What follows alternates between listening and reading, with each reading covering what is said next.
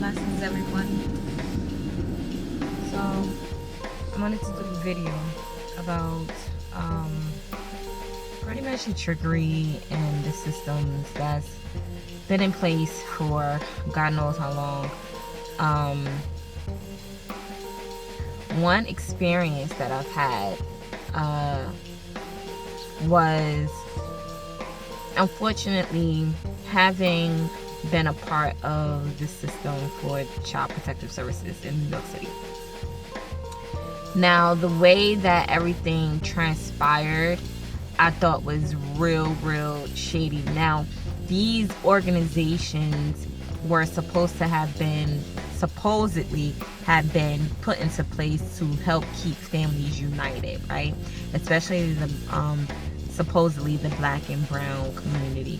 It's supposed to have been created to keep families united. Now, when a child is removed from the household and they want to place the child into another household for protective reasons, I don't think that they do their due diligence. I really don't. I think that it's a paycheck, just like any other government official authorized program. I think it's a paycheck. Now, under my circumstances, there was some. I'll be real with y'all. Me and my husband, we had a fight. It resulted in both of us being arrested or what have you. Now, my parents were there, or rather, my mom came, and because I called her when I realized that I was going to be arrested. So I called her so that she can be in my household with my children, and I made the police officers aware of that okay, my mom is going to come in order to relieve the police officers, because I didn't want them staying there with my children. I don't trust cops, period. Okay, so I had my mom come. She came or whatever. I was arrested, me and my husband, and we were both held overnight or what have you. So I didn't get out of jail until the next morning. Now, that was day one. Day two, nothing happened, right? Day three, because it was a domestic violence type of situation, part of the agreement for me and my husband was we had to stay away from each other so that to not violate the order of protection that was put on both of us, on both of our behalves, right? So we didn't listen to that, and I wound up talking to him this is the 2 days after the first initial incident, so day three, right? That particular evening, I had enough of a lot of stuff that was going on in my life. Now, if you guys been watching my videos, you know that I did mention that I had a breakdown. I had to be hospitalized. So the whole backstory about that is I felt like I was breaking down. I felt like I was liable to do anything, because I'm like, this cannot be life. This cannot be it. You know, I'm miserable. I'm in a relationship I just didn't want to be in. The relationships that I had with my family members were trash. I just felt like, where's the happiness? I've been looking for happiness since I was a kid. Where is the happiness? Is this my life? Like, everything was just crumbling, and I'm like, you know, all I wanted was a strong family structure for my children, and that was about to just be out the door, because I done had enough. You know, he was talking about moving to another state and all this other stuff. I'm not going to, put out too much information because he's not here to talk on his behalf, but the way I was thinking was like, okay, my kids is not going to have a father figure in the household, or even near on that matter, because I know how I go, man. They say, oh, I'm going to be around, and then they don't be around. I had that happen once with my older twos. So for my younger two, I was afraid, like, damn, my younger two is going to go through what my older two went through. So I was just like, I can't take it. I couldn't take that. I couldn't take what was going on in my marriage. I just wanted everything to stop with that completely. I couldn't take the relationship that I had with my parents.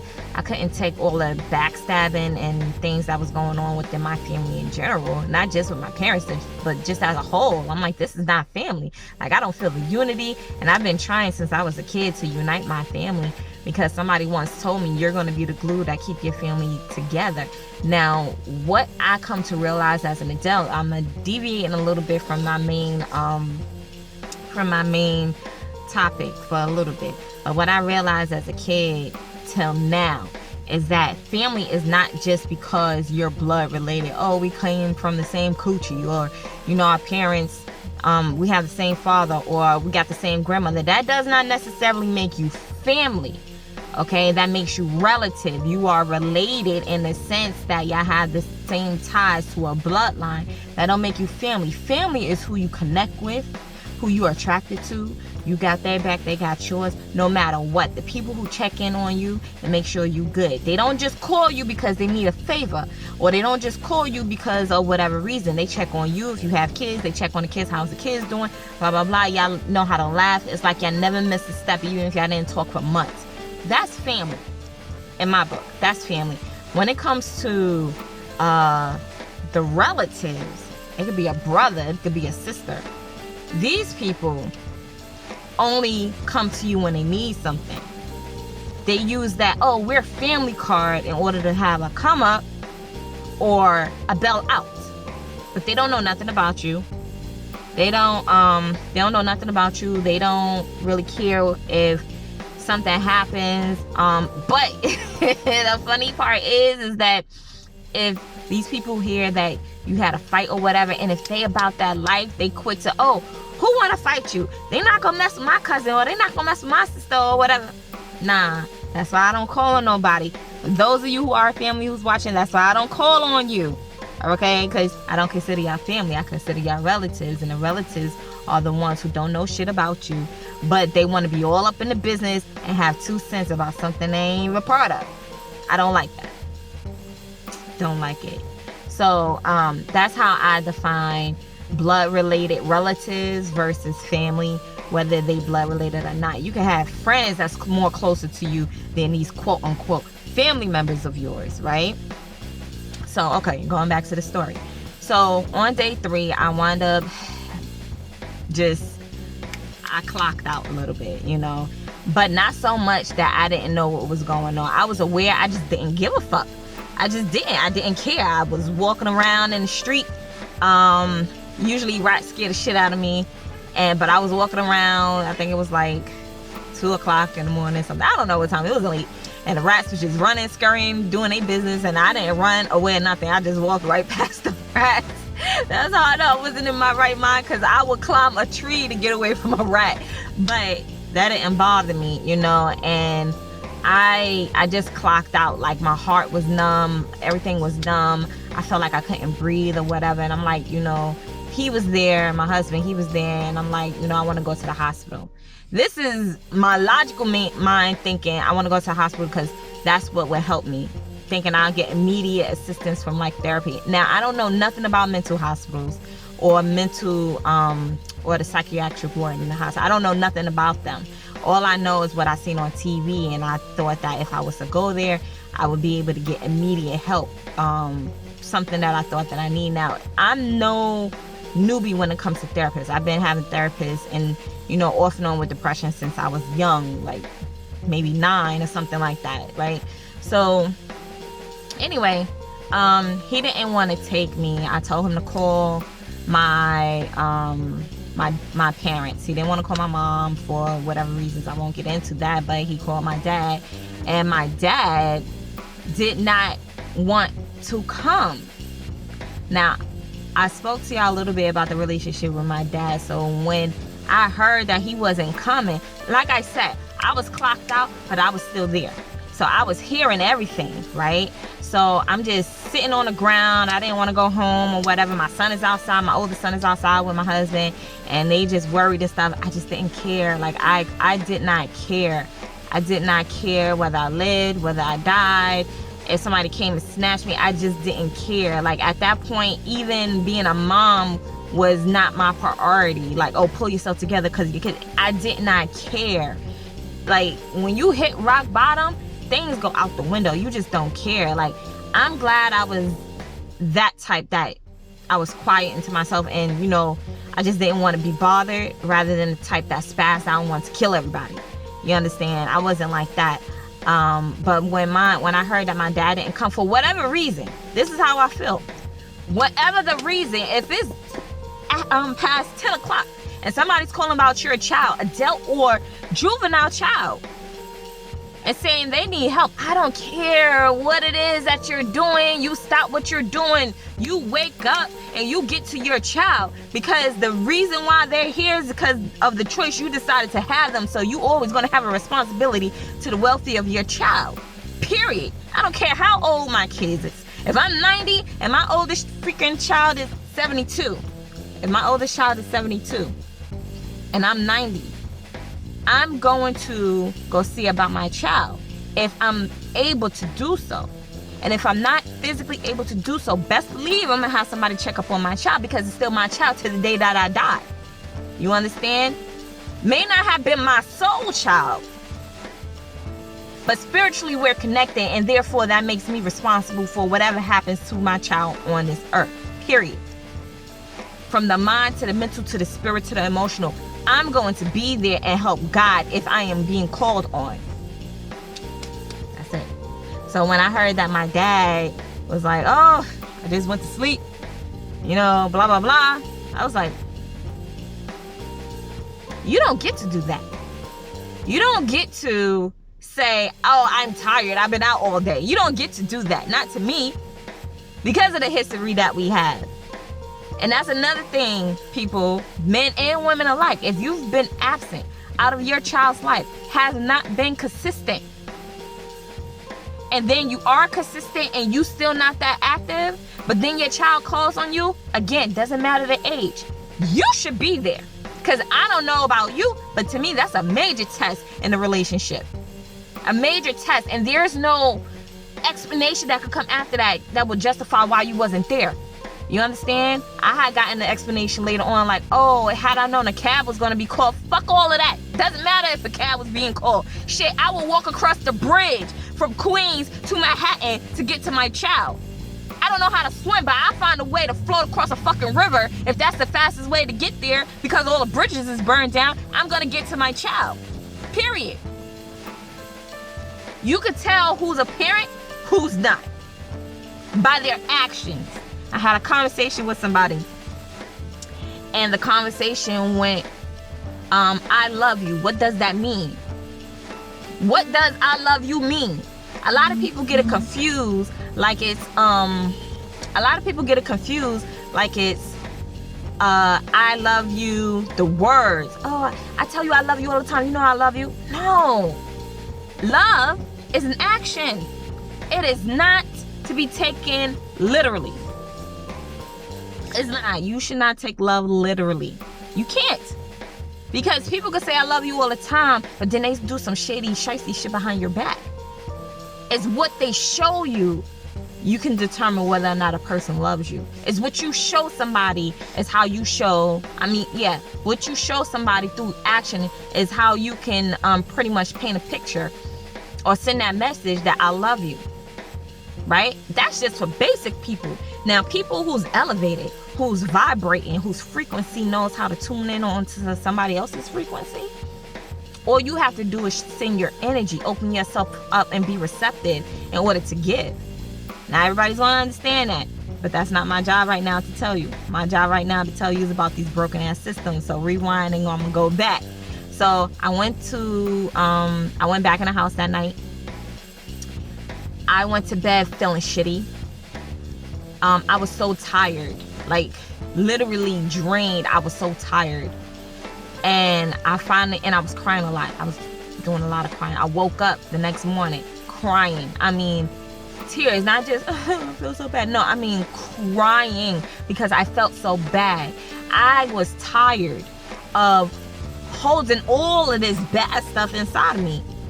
The aggression, the frustration, the disappointment, the hurt, the pain, the lies, all of everything that I was holding inside of me, because it was changing who I was, and I did not like who I was. So I woke up crying, and my husband was still there, and he's like, what do you want me to do? I'm like, call my mom, I didn't even say call my dad this time. I said, call my mom, I was like, I just gotta go. I gotta go. I gotta go. Where are you going, Tisha? I don't know, but I gotta go. I gotta get out of here. You know, so he wound up calling my mother. My mother came, and she was trying to talk to me, and all I kept saying is, I can't breathe. I can't breathe. Now, physically, when you're having major anxiety attack, you're going to feel like you can't breathe. That's what was going on with me. But on a spiritual sense, I felt like something was on my life force and squeezing the shit out of me. I felt like I couldn't breathe. I couldn't move. That's how bad I felt. So my mom, being my mom, she always runs to like hospitals, and she always runs to doctors, and she's always running to, like, I guess police officers or whatever, because I guess that's what makes her feel comfortable. That's how you remedy stuff, right? So she called ambulance, EMS. EMS took me to the hospital or whatever, and I was in the emergency room of the psychiatric ward of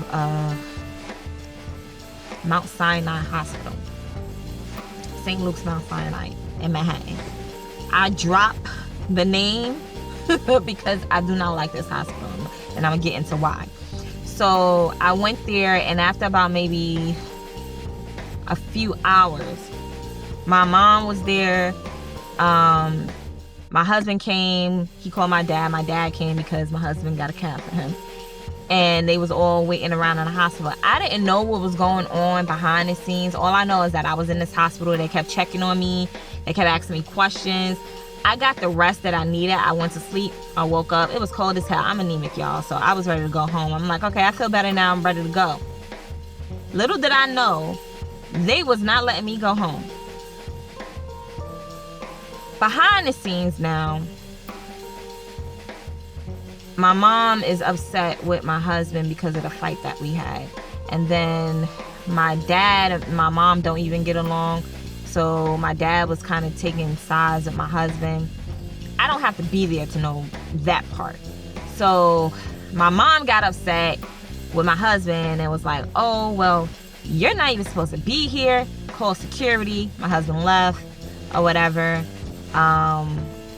And I don't know, it was something going on with my mom about that. I don't know. I really don't care. But my point is, this was one of the reasons why I ended up the way I ended up, in the type of mind state that I was in, because the ones who were supposed to have been the most three important in my life at that time was not getting the shit together in a time of a crisis. Okay? This also goes into who I consider family and who I consider relatives, right? Everybody knows or knew what was going on, because everybody in my fucking family talks about shit. They like to gossip. I did not get phone calls, text messages, or well wishes, directly or indirectly. None. Period. I don't care if I said, oh, I don't want to hear from nobody. You can still send well wishes. This is what I mean when I say you have family members and you have relatives. I ain't hear from not one person. And I don't believe that, oh, I didn't know what was going on. No, people knew what was going on. I confirmed that. People knew what was going on. That's why I say, because, oh, I miss you, I love you, blah, blah, blah, blah, blah. That's not true. And excuse me if I'm a little uncut and raw right now, but this is the fact of the matter. I don't like people coming to me on that phony shit. I cannot stand phony people. What is considered phony? People who like to come up to you, smile in your face, act like everything's all good, and want to ask you for a favor.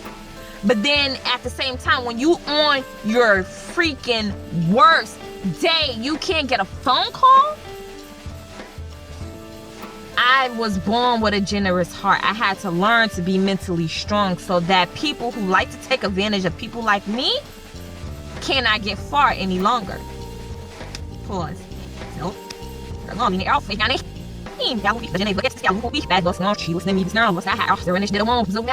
I was born with a generous heart. I had to learn to be mentally strong so that people who like to take advantage of people like me cannot get far any longer. So now I'm gonna go back to the story.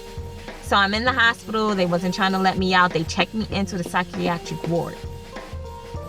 They put me in a wheelchair. Why? I don't know. But they put me in a wheelchair. They woke me up out of my sleep. They put me in a wheelchair. My parents, I couldn't see my parents. They couldn't say, I see you later. I did not know what was going on. They take me to the psychiatric ward. It was like a movie. I went in there. There's people walking around. Some crazy people. I swear to y'all, I'm coming out with a book about my experience in this. Because while I was in there, I was taking notes. Certain things I will never forget. Okay? So I get in there and I'm in my room. I'm crying. I'm like, I want to go home. I don't eat. I'm like, I'm not eating this hospital food. You don't get fresh air. All the windows, it's just there. They don't open. Maybe because they was afraid people might jump out of it. I don't know. But they never fully evaluated me to have a reason why they should have kept me there. So they first told me, I'm going to hold you for 72 hours. That's 3 days. I didn't eat or participate in nothing in the first 2 days. So every time the doctors came in, it was like a two-person team. It was a man doctor and a woman doctor. Every time they came in, I'm like, when can I go home? Oh, that'll come soon. We're just gonna evaluate you and make sure you're okay. I'm like, okay. So I still didn't go home. So now the second day, they're like, oh, well, we want to start you on some medication, blah, blah, blah. I'm like, I don't want to take any medication. I don't need any medication. I haven't needed medication since I started therapy when I was younger. Why would I take medication now? So I was just saying no. No, no, no. Third day, I'm like, can I go home now? Oh, no, because we don't see any progress. You're not eating. You know, I said, I eat the fruit. You know, I'm a vegetarian. I don't eat meat. Oh, well, we didn't know that. No evaluation. They didn't even know I didn't even like meat. I don't eat meat. Right? So they was like, oh, and you're not taking the medication. I'm like, but I don't want to take the medication. Well, that's completely up to you. We think that it would help you a lot. They thought it would help me a lot because why? I was sad and I was crying. Now, going back to day 2, when I was in there, they said I had a phone call. I'm like, okay. So I get on the phone and I'm like, what's going on? And, or who is this? Hello, or whatever. But yes, this is her. And they're like, oh, I'm from, you know, the Child Protective Services unit, blah, blah, blah. My name is blah, blah, blah. And I wanted to set up a time that I could come and speak to you. I'm like, well, what is this about? Oh, well, and what they say, pretty much they intervened and took my children. I was like, what? I was like, taking my children where? Well, right now, the 2 youngest is with your dad at your house, and the 2 oldest is with your mother at her house. I'm like, okay, I don't understand what's going on. But all right, you can come and see me, because now I need to be caught up. So now I'm receiving phone calls from family members. My dad is coming to visit me or whatever. This is on the 3rd day. I get a visit from him and my mom. No, I get a visit from him and my mom on the 2nd day, the next day.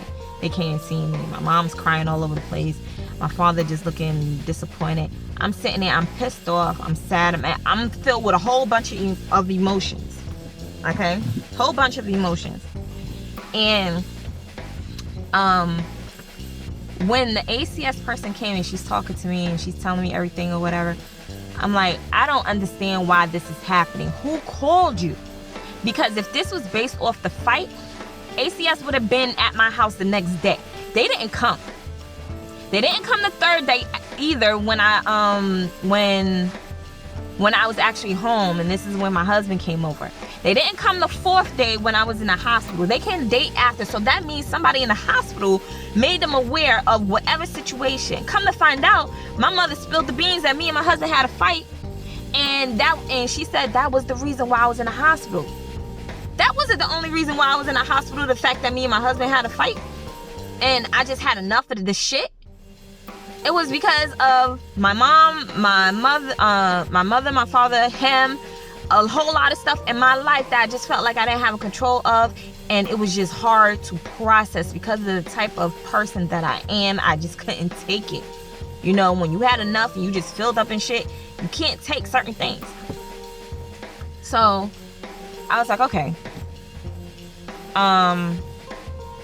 She didn't know it was going to result to that. She thought she was actually helping when the doctors decided that they was going to probe her mind. I use that word because that's what doctors do. They get into your mind to see what you think was going on. And they did not bother to ask me, do you feel like the fight that you had with your husband is a contributing factor to why you're here?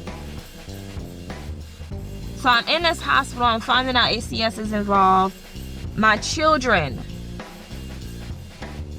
The main reason why I was holding on to sanity for 18... How old is my son? Son is 16. At that time, he was about 14. The only reason why I was holding on to sanity for 14 years, dealing with certain shit, is because I felt obligated to be here for my children, to be the best person I can be, the best mother I can be for my children. Now, mind you, I did learn certain things that my children should not be the determining factor on why I should live a prosperous life. I changed my life around in that aspect. I did after this whole experience, and I'll get into that. But at that point in time, my children were my everything. I would still kill till this day for my kids. You fuck with my kids, I will try to end you. Let that be known to anybody who's watching. I put the energy out there. Don't fuck with my kids. Don't mess with their livelihood. My kids done been through enough. I will kill you. Kill, K-I-L-L. I will kill you. Period. I don't care if this is going against me, and I don't care. Don't mess with my children. You want to mess with me? I can handle it. But know that my kids is protected physically and spiritually. You mess with my kids, I will fuck you up. And I won't stop. So, my kids is being taken away from me. They couldn't be with their father because they done forced him out the house. Right? And they use the excuse, oh, there's order of protection. But if I'm not in a house, if we have an order of protection against each other, if I'm being detained in a fucking hospital, how you gonna tell my husband that he can't be with his kids in our house? So I said, okay. I said, I need to get out of here. So I'm having a hard time in this hospital, y'all, because I'm like, I'm not participating in no fucking crazy ass minded activities. I'm thinking all the people in here, I'm like, these people is crazy. I said, I'm not that. I don't have bipolar disorder. I don't have any other Tourette syndrome. I don't have outbursts. I'm not trying to go around hurting people. That's just not me. I said, if anything, I have post-traumatic stress disorder because I was raped. I probably have post-traumatic stress disorder from other shit that happened in my childhood that I mentally blocked out because that's a thing. You understand? That's a thing. And I had to realize that through my own research because these therapists didn't say, oh, it's normal that when you've been through traumatic stuff that you can have amnesia that blocks out shit to protect your mind so that you could function. So if you didn't know, now you know. I just told you. None of my therapists told this to me. I learned this on my own. So I'm still in this hospital. One evening, I come out. I went to the nurse's station to ask for a Benadryl because that's the only thing that they would give me is a Benadryl to help me sleep. They told me that. So I went there to get a Benadryl so that I could sleep because I couldn't sleep. They had me sharing a room with somebody. This was before COVID even happened. They had me sharing a room with somebody, and this woman, she had issues. Like, she would be talking in her sleep. She scared the shit out of me. She did. She's a nice person when she's awake. You know, I braided her hair. She asked me to braid her hair. She called ourselves twinsies, even though she was a white lady. But I braided her hair, you know, something I normally wouldn't do. But I'm going to tell y'all why I did it. So one night, the security guard, a black man, he seen that I was struggling, you know, and he was like, you know, I've been noticing that, you know, you're not doing anything in here. He said, I can see that you do not belong here. He said, the only way you're going to get out is if you start playing by their rules. System of control. Okay? Now, mind you, I already spoke to the head psychiatrist, some old white lady. I already spoke to her. She had no compassion for me. I was sitting there and I was crying. She was like, why are you crying? I said, because I'm sad. I said, all the stuff I've been through. At that point in time, the biggest hurdle that I still had not gotten over is that I was raped. Okay? No compassion. I told her this. No, she was like, well, why is that upsetting to you? For a quick second, my tears stopped. And I looked at her because now the rage came out. I wanted to smack her wrinkles off. Now, I have had, deep down inside, still have anger issues because of the things that I've been through and the emotions that I harbor. And I had no outlet. I tried to dissolve them and transfer this energy into something positive, something constructive. And it's a lot of stuff still sitting inside of me. So if the right person catch me on the wrong day, all of this is coming out. And I don't want to be like that. So I said, okay, I'm going to start playing by that game. So I started taking a medication. I didn't like how it felt. And I told them that. I said, it got me jittery. I don't like how I feel. I do not feel like myself. I feel like I'm numb. I didn't like it. So they changed it to the lowest dosage that they could. And I took their pills or whatever. They check to make sure you swallow the shit. They check underneath your tongue. They have you open your mouth. I felt violated. I couldn't even take a shower with a fucking shower curtain because the freaking cuckoos who was in here were suicidal. Why not have those type of people in a different ward? It should be levels to this shit. Right? At least I think so. That's logical. So I was taking their medication. I was going to their fucking classes. I was participating in everything. I was going to eat lunch with all these people. I am not a social person. That don't mean I need to stay in a fucking mental ward. I don't like people. The people give a vibes and it feels uncomfortable to me. So I was doing all that stuff. Day 6, I said, can I go home now? I've been participating in everything. And this one, remember, I have a 2-doctor team. The woman doctor was the one who kept holding me because the man doctor said, I think you're ready to go home, but it's not my call. It was the woman's doctor's call, some Indian lady. So I'm like, when can I go home? I said, my life is falling apart. My kids is outside. I can't get to them. They're in places I don't want them to be. I said, the proper place where my children need to be is with me because I'm going to protect them with everything that I have. And I don't feel like anybody else would do that. I don't. I don't. I don't care who's watching. It's the truth. It's the fact of the matter. And I let this be known before. I don't trust no one with my children. It's why I don't ask for babysitters. It's why I don't leave my kids for too long or whatever. So, long story short, they wound up holding me for 10 days. When I came out, I wanted to go home. I went home. And one of the supervisors who was on this case, this ACS case, calls my phone. I answer. I spoke to her one time before. She acted like she was so nice. Turns out she was a mega bitch from hell. So, and I don't condone calling no woman a bitch, but some women are bitches. And she was a true bitch. And the type of profession that she was in, she don't need to be in. Because she don't care. She don't even have children. I don't think that somebody without children should be in a situation involving children and their parents. Because you don't have no parental instincts. So, like I said, the mega bitch from hell, her name was Miss Jones. So, she calls me and said, oh, Miss Cooper, I tried to call you before you left the hospital. I'm like, okay, for what? She said, now, I'm not being nice to none of these people because you snatched my children. You snatched my children. You didn't give them a chance to stay at home. You didn't want them to be with their parents. So the only way that they could have stayed out of the whole system with strangers is by me saying my parents is allowed to do that. And my parents agreed to taking my kids. I said, let my youngest stay with my dad at their house, at my house, because they're close to school. And then my oldest can go with my mom because they know how to travel.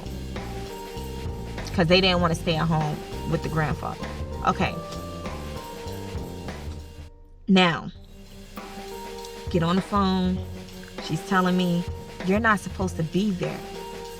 I said, what? Excuse me? I'm not supposed to be where? Oh, you're not supposed to be at your house. I pay fucking bills here. What you mean I'm not supposed to be at my house? Oh, because there's an order of protection against you for the children. What? Since when? Oh, since the case started. So I've been in the fucking hospital for 10 days.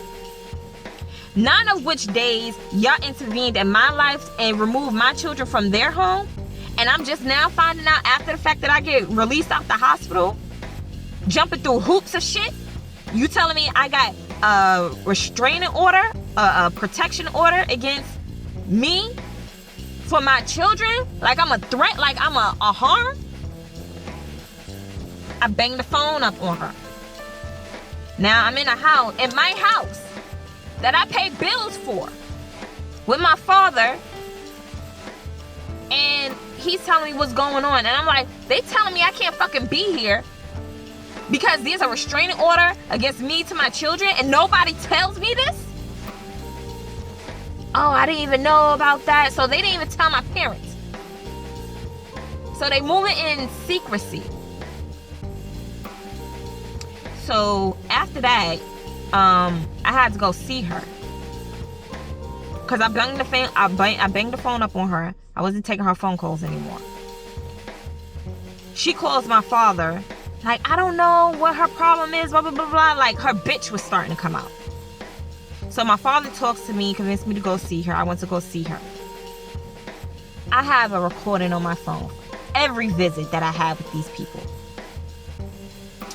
So they're telling me there's a restraining order against me for my children. It's a restraining order against my husband to the children. I'm like, why? So they're telling me, oh, because during they interview my kids. Now, my mom called me when she was like, she took the kids. No, she didn't call me. I found this out afterwards when I started asking questions. She took my kids down to the office. They had came to my mom's house to conduct the interview. No. She got a phone call for her to bring the kids down. She was like, she don't think she should do that. She wants to talk to me first. And he was like, well, you need to bring them down or we're going to come to your house. So she said she thought she was making the best decision and she took them down here. So my mom does not know all of her rights that she should know. My mom is more of the health field professional. She got background in that. My father, on the other hand, he has background in the law, but it's criminal law. So being that they're not even on the same page, they can't even help protect my children because they're going through 2 different experiences. So she took them down to the state building so that they could be interviewed or whatever. And they did another interview at the house. So my mother's like, what's the point of me bringing them to that situation if you was going to create another situation by coming to my house? Oh, this is just follow up. They were taking advantage of the fact that my mother didn't know what the fuck was going on, and she was moving out of fear because she just wanted to make sure that my kids wasn't snatched and placed in the system. Because this is some new shit. My mother is not, she is not unaware of how it worked, you know, because AC has been involved in my family before, not in my particular household, but in my family, and she stepped up and she took on some family members to make sure that they didn't end up with strangers. So she knows how certain things work. But this particular case, I'm like, it didn't dawn on you that something is funny here? They was pulling a lot of strings. So the prime target was my husband. Like, they was asking my kids questions and everything like that. Now, one of my daughters didn't know how to answer these questions. She's a little different.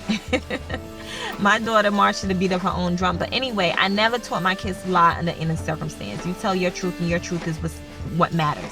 So my daughter, she told her truth, and they twisted her words around to develop a case as if they were afraid of my husband. None of my kids is afraid of my husband. Do kids get afraid when 2 adults is fighting in the household? Damn right, they're going to be afraid. They don't know what the fuck is going on or who's going to get hurt. They don't want nobody to get hurt. They don't want anybody to get hurt. So, of course, children is going to be afraid. Should they have been fighting in the household? No. Period. That's why the cops was called, so that the craziness can stop. I called the cops. You understand? So that the craziness can stop. But the fact of the matter is the police never called ACS. The hospital who kept me for 10 days, they called ACS and they act like they didn't know what the fuck was going on. Nobody wanted to tell me the truth. So, of course, I was in there and I was spazzing out and I was upset and I was angry and yo,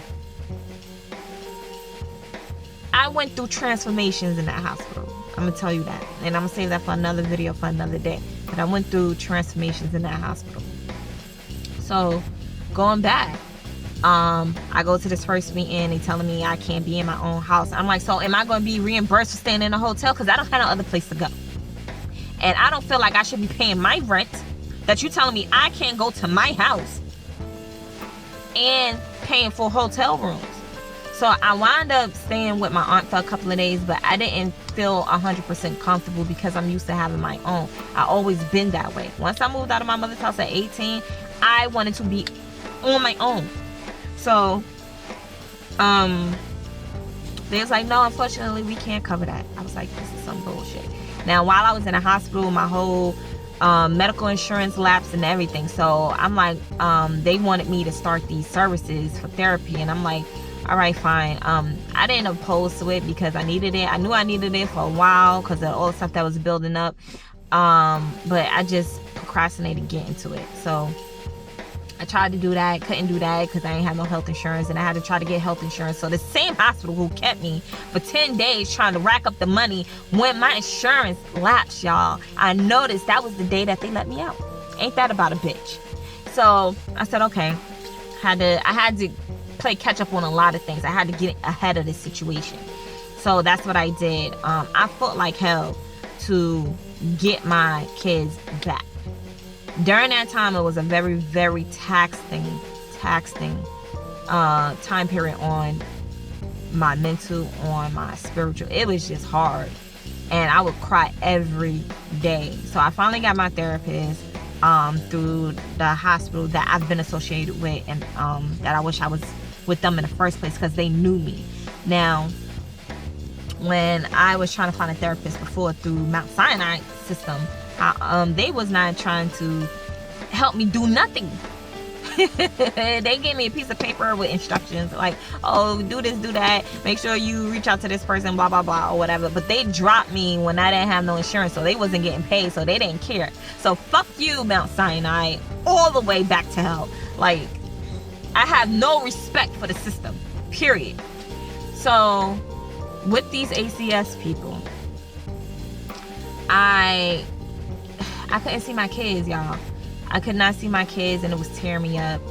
And I finally got a chance to see my children supervised. You don't know how much that hurt me because I'm not a threat to my children. Never have been, never will be. Okay? So I finally got a chance to see my kids. I did not like the way they looked.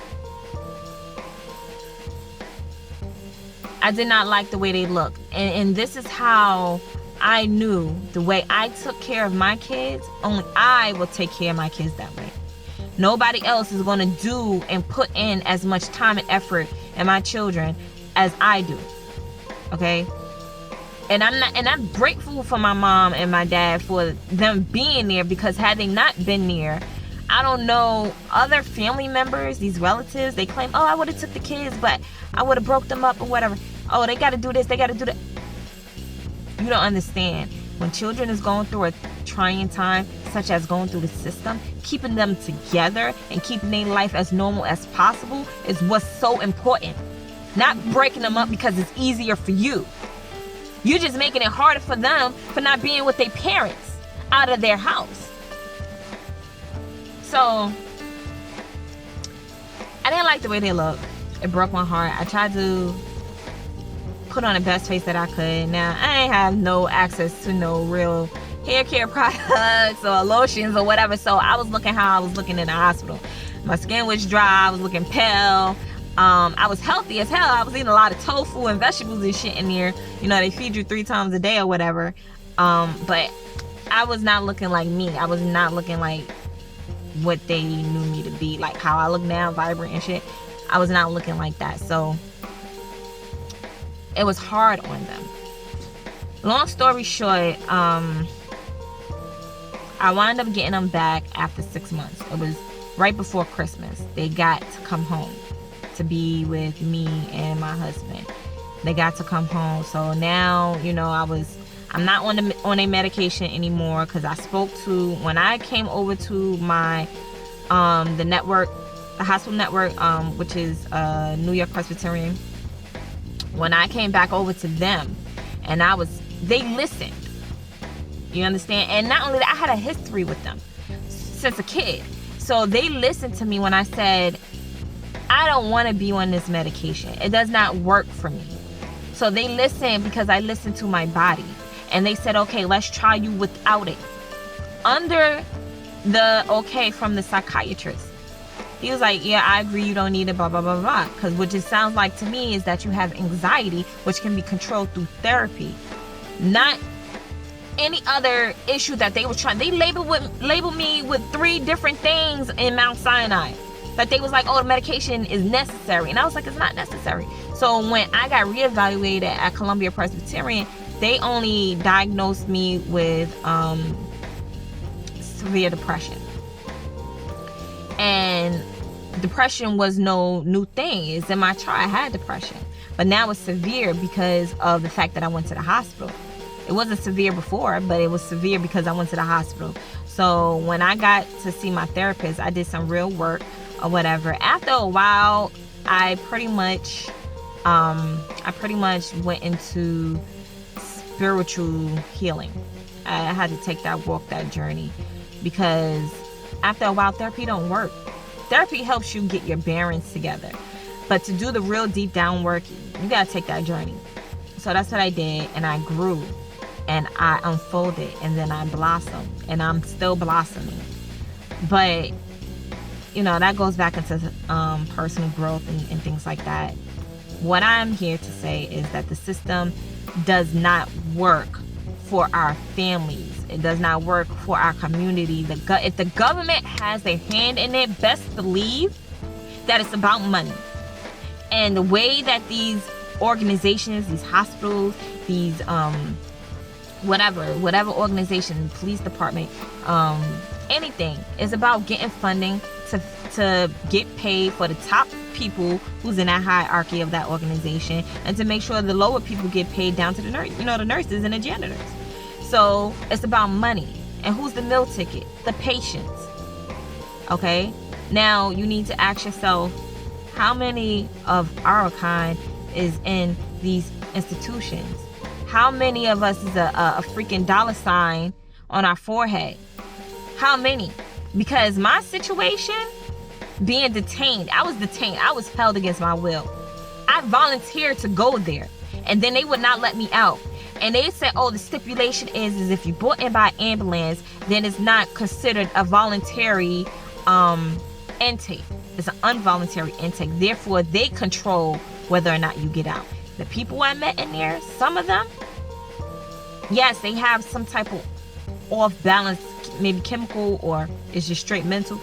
But a lot of them, they're not crazy. Only maybe 1 or 2 of them I met that was like out there. A lot of them was there voluntarily, and they weren't crazy. But when it was time for them to leave, the hospital was keeping them in there. So, unlike me, these people's like, I don't give a fuck, I'm about to turn this hospital out. One guy said, yeah, every time they come in my room, they're gonna be stepping in shit. I was like, oh, it's nasty. I said, can you wait until I leave? Because my room is right next door. I was like, my room is right next door. Can you wait until I leave?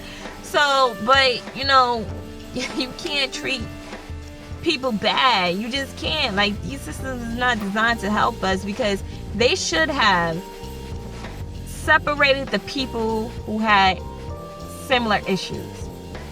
And it should have been levels. People who come in for depression but no suicidal evidence, should be in one part of the hospital.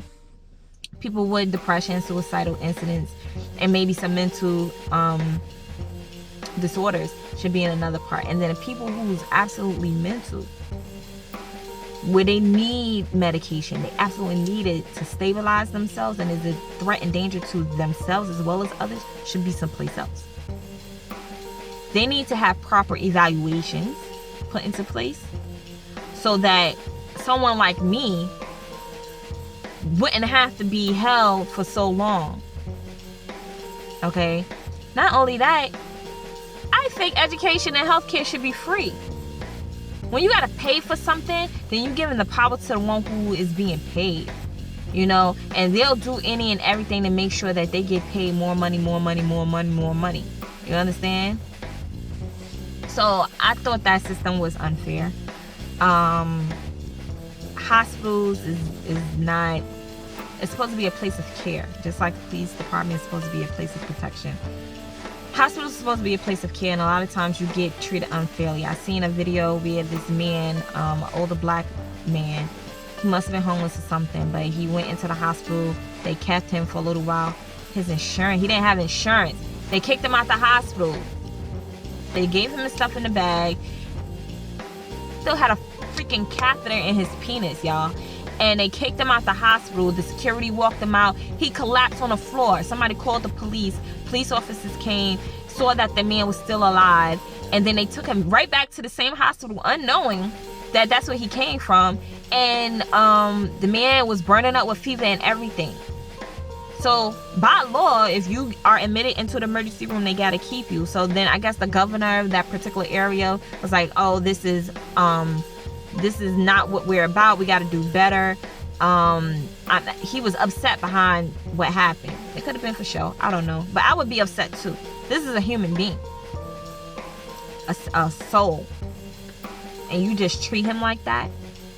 Whose decision was it to throw him out? The ones who get the funding for their hospital. That's the ones. No moral standards. Where's the humanity? So, hopefully that man is okay, but they damn sure didn't give a shit about me. A young black girl, they didn't even know how old I was until they looked at my chart. Because I don't look my age. But they didn't have no compassion. They wasn't keeping me in the loop of what was going on outside the hospital. Some people said, oh, they probably didn't tell you because you already had a lot on your plate. So, supposedly, y'all stabilizing me in the hospital just to release me out the hospital to go to some shit that could destabilize me? Does that make any sense? So, I'm not buying that. I'm not buying it. They withheld information from me because they the ones who called the fucking ACS people because of whatever information that they got, not directly from me. It felt like, oh, my kids were in danger against me and I'm in a fucking hospital. That was some foul shit. Very traumatizing time for me and my family. I call that particular time period my crisis. It was my family's crisis. And I did not have these so-called family members, these relatives, to back me up. Ain't nobody give me that support.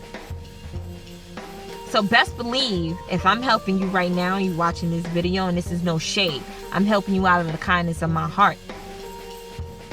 I'm helping you out of the kindness of my heart because I don't owe you shit.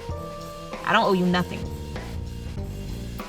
If you were there for me, I appreciate that. And you will see how much I appreciate that, how much I appreciate you. But for everybody else who don't even know my kids' birthdays, I'm a win. I'm a survivor. I always land on my feet. You knock me down, I get up. I'm a fighter since birth. That goes for the system too. You try to knock me down, I get up. And I'm raising my children to stand up. I don't call them little black boys and girls. I greet them in the morning as my young queens and my kings.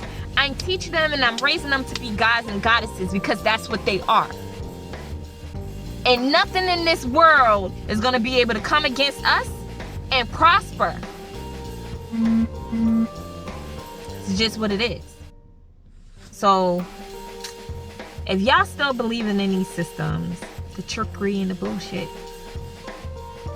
salute to you. I wish you the best of luck. But y'all need to wake up. Ain't nothing designed, and I'm not taking nothing away from the people who's working for these people. I understand that you got to make a living or whatever, but I'm pretty sure it's not your passion to be working for this government. Not everybody is blind. Y'all just pretend to be. Okay, so a paycheck is a paycheck, I understand, but my husband even told me, like, not all money is good money. You understand? If y'all don't stand up for something, y'all gonna fall for anything. Talk is cheap. Action is everything. Action is love. You understand? So, peace and blessings to y'all. I wish y'all the best of luck, and I'll catch y'all next time. Oh, please subscribe. I'm trying to get my numbers up. Please subscribe, like, drop a comment. I'm about to get off this phone because I didn't put it on airplane mode, and I'm pretty sure a call is about to come through. So comment on this video. I would like to know what you guys think. If y'all have similar situations. I think the whole system needs a reform. People who genuinely understands the ins and outs of how society should work, how people work, not just for a paycheck. Like I said before in my last video, people go to school, they learn, they are brainwashed, they are conditioned to memorize certain things, protocols. It's programming. But they go to school, they learn this protocol, and then they implement what they learn. If there's a new update in the system, then you have to do what? You have to go to a training. Because now they got to reprogram you to get the upgrade downloaded in you so that you can implement the protocol. This is why a lot of the times when you in these systems and you're like, where's the justice? It's because it's not written in the books. They are taught what the government, the high ups, want people to act like. That's what it's being taught. That is what it's being implemented. This is not knowledge. These is rules. These is guidelines. It's code. Go against the code, you are breaking the rules. Therefore, you will be punished. They take you and they experiment on you. They use you all up and then they throw you out. They don't care about you. Michael Jackson said that and they killed him later on when he decided that he wanted to tell the truth. They don't care about you. Has a president actually came down, any president actually came down to your neighborhood and knocked on your door and said hi? The higher up the power, the less you matter. So stop thinking that they care about you. They don't care about you. You got to learn to care about yourself. It all starts and ends with you. Learn to care about yourself. Once you care about yourself and you start implementing change, you will realize that you can unhook, unlatch, or detach yourself from this entire system. And you can see the truth. See the truth. Love yourself. Love yourself the way you want to be loved. Don't rely on nobody else to do it. Don't fall victim like so many of us have already. Don't fall victim. And if you have fallen victim, get wise. Stand up and rise. Because you can do it. This is not the end. It's not the end. Even on earth, this is not the end. When you leave this body, it is not the end. Alright? So, thank you for watching. I love you all. I appreciate you all. I value you all. You matter so much. Know that you matter so much. Make sure you look in the mirror and tell yourself, I love you every day. That you matter. If nobody else can do that to you, you do that for yourself. Even in conjunction with that. Okay? Peace and blessings. Until next time.